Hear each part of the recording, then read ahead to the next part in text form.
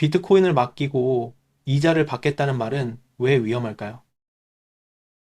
이자라는 단어는 우리에게 너무 익숙합니다.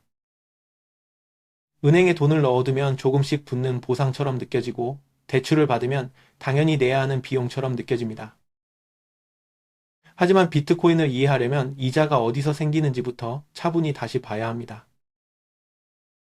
전통 금융에서 이자는 그냥 하늘에서 떨어지는 돈이 아닙니다. 누군가가 오늘 쓸 수 있는 돈을 포기하고 다른 사람에게 빌려줄 때 그 기다림과 위험에 붙는 가격입니다. 돈을 빌린 사람은 그 돈으로 사업을 하거나 소비를 앞당기고 나중에 원금보다 더 많은 돈을 갚겠다고 약속합니다. 이 약속이 성립하려면 먼저 빌려주는 사람과 빌리는 사람이 있어야 합니다. 빌려주는 사람은 돈을 돌려받지 못할 위험을 감수하고 빌리는 사람은 미래의 소득으로 갚겠다는 부담을 집니다. 그래서 이자는 시간의 가격이면서 동시에 신용 위험의 가격입니다. 예를 들어 작은 가게를 여는 사람이 돈을 빌린다고 생각해 보겠습니다. 그 사람은 임대료를 내고 장비를 사고 물건을 들여온 뒤 장사가 잘 되면 빌린 돈과 이자를 함께 갚습니다. 이때 이자는 실제로 누군가가 일을 하고 위험을 지고 미래의 현금 흐름을 만들어야 생깁니다. 문제는 현대 금융이 여기서 한 걸음 더 나아간다는 데 있습니다. 은행은 사람들이 맡긴 돈을 그대로 금고에 넣어두기만 하지 않고 그 돈을 바탕으로 더 많은 대출을 만듭니다. 대출이 새로 생기면 누군가의 계좌에는 새로운 예금 숫자가 찍히고 시장 안에 돈처럼 움직이기 시작합니다. 그래서 대출은 단순히 이미 있는 돈을 옮기는 행위로 끝나지 않습니다. 은행 대출이 늘어나면 시장에서 쓸 수 있는 돈의 양도 함께 늘어나는 효과가 생깁니다. 사람들이 흔히 말하는 머니 프린팅은 중앙은행이 직접 돈을 푸는 장면뿐 아니라 신용이 커지는 과정에서도 일어납니다. 중앙은행은 기준금리를 낮추거나 유동성을 공급해서 이런 대출 환경에 영향을 줍니다. 금리가 낮아지면 빌리는 비용이 줄어들고 더 많은 사람이 돈을 빌려 집을 사고 사업을 벌이고 투자를 늘립니다. 그 과정에서 새 돈이 시장에 퍼지고 자산 가격과 생활비가 함께 올라가는 일이 반복됩니다. 이 구조에서는 이자와 대출과 머니 프린팅이 서로 떨어져 있지 않습니다. 이자는 대출을 필요로 하고 대출은 신용을 필요로 하며 신용이 커지면 돈의 양도 함께 부풀어 오릅니다. 겉으로는 예금 이자가 안전한 보상처럼 보이지만 그 뒤에는 누군가의 빚과 금융 시스템의 확장이 놓여 있습니다.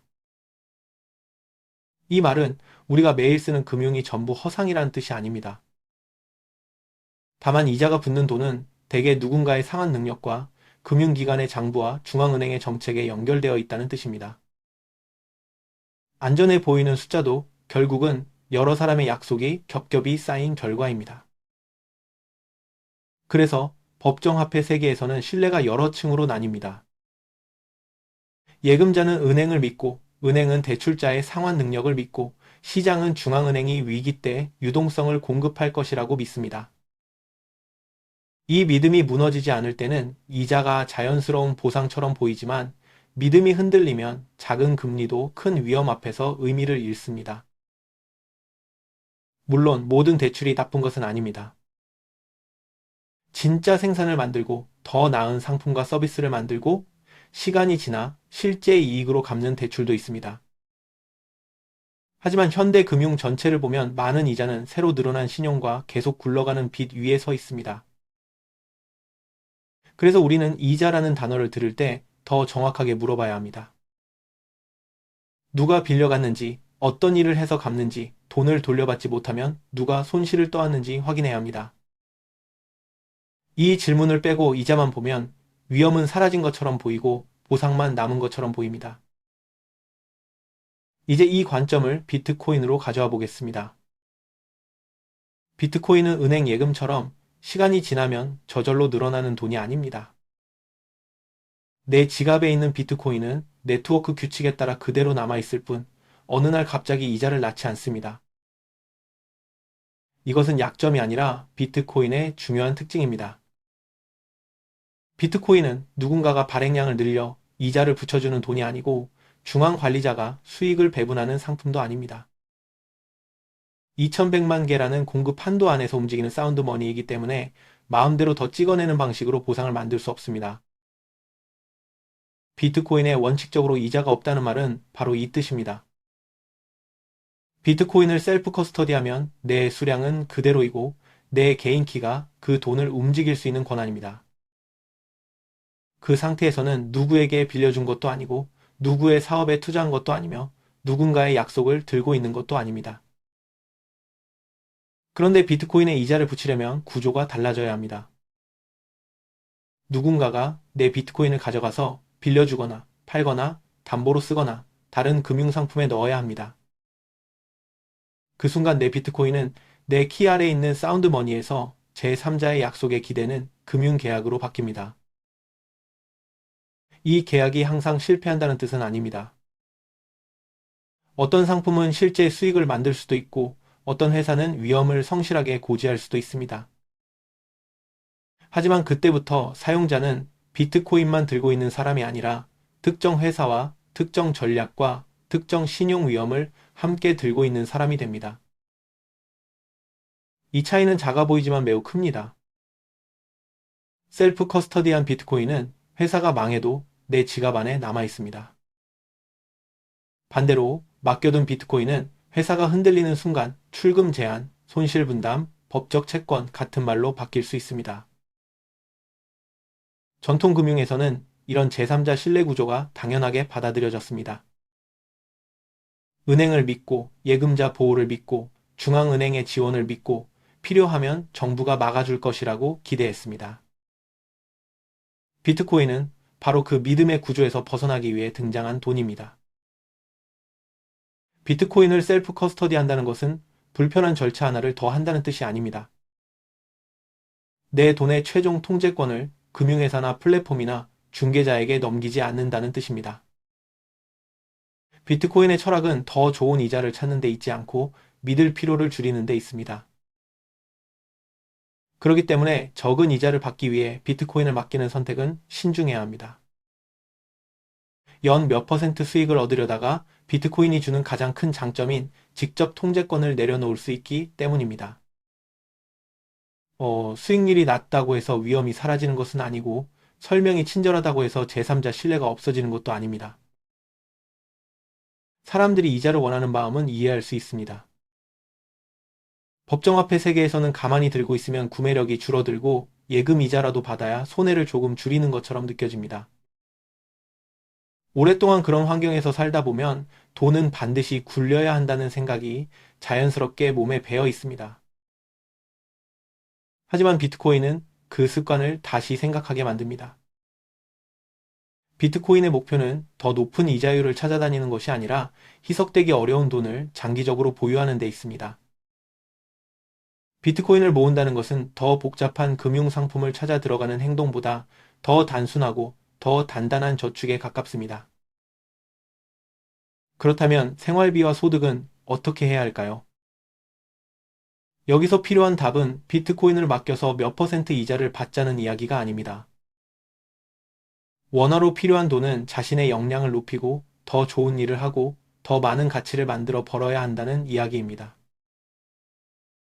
비트코인은 내가 일하지 않아도 매달 현금 흐름을 만들어주는 기계가 아닙니다. 비트코인은 내가 이미 벌어둔 노동의 결과를 더 희석되기 어려운 형태로 보관하게 해주는 돈입니다. 현금 흐름은 여전히 나의 시간, 기술, 사업, 노동, 문제 해결 능력에서 나와야 합니다. 이 구분은 매우 중요합니다. 비트코인으로 이자를 만들려는 마음이 커질수록 사람은 다시 제3자의 약속과 복잡한 금융상품을 찾게 됩니다. 반대로 원화는 내가 벌고 비트코인은 셀프 커스터디 한다는 기준을 세우면 돈의 역할이 훨씬 분명해집니다. 원화를 더 잘 버는 방법은 결국 자신의 시장 가치를 높이는 데서 나옵니다. 기술을 익히고 일을 더 잘하고 고객이 겪는 문제를 해결하고 더 오래 지속될 수 있는 소득원을 만드는 일이 필요합니다. 이 과정은 느리지만 제3자에게 비트코인을 맡겨 작은 이자를 기다리는 것보다 내 손으로 결과를 만드는 길입니다. 비트코인을 지키는 일과 원화를 버는 일은 서로 다른 능력입니다.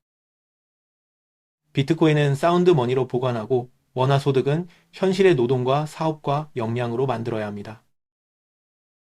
이 둘을 섞어버리면 저축해야 할 돈을 운용 대상으로 착각하고 벌어야 할 돈을 이자 상품에서 찾게 됩니다. 원화는 생활을 위해 쓰고 세금을 내고 필요한 현금 흐름을 관리하는 데 씁니다. 비트코인은 장기 저축으로 모으고 가능하면 셀프 커스터디하며 다른 사람의 대차대조표 안에 넣지 않습니다. 이 단순한 분리가 비트코인을 기존 금융상품처럼 다루는 실수를 줄여줍니다. 물론 미래에는 비트코인을 기준으로 한 다양한 금융상품이 나올 수 있습니다. 비트코인 스탠다드가 더 깊어지고 많은 사람이 비트코인을 기준 돈으로 받아들이면 대출과 보험과 신용시장도 새롭게 정리될 수 있습니다. 하지만 그때에도 핵심은 어떤 상품을 사느냐가 아니라 내가 어떤 위험을 실제로 지고 있는지 아는 것입니다. 지금 단계에서 더 중요한 일은 비트코인을 금융상품으로 포장하는 것이 아닙니다. 더 많은 사람이 비트코인의 공급 한도, 검열 저항성, 셀프 커스터디의 의미를 정확히 이해하도록 돕는 일입니다. 그리고 각자가 자신의 노동과 역량으로 원화를 벌어 남는 가치를 비트코인에 저축하는 길을 익히는 일입니다. 이 관점은 재미없어 보일 수 있습니다.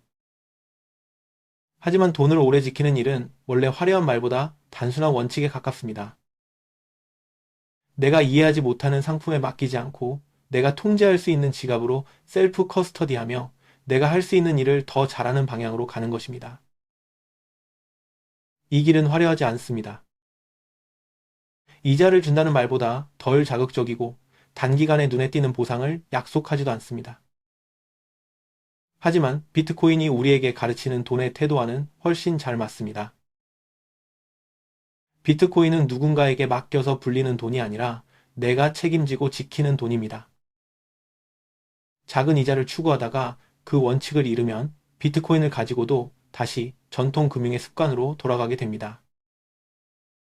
그래서 비트코인은 셀프 커스터디하고 원하는 더 나은 사람이 되어 벌겠다는 기준이 가장 단순하고 강한 출발점입니다.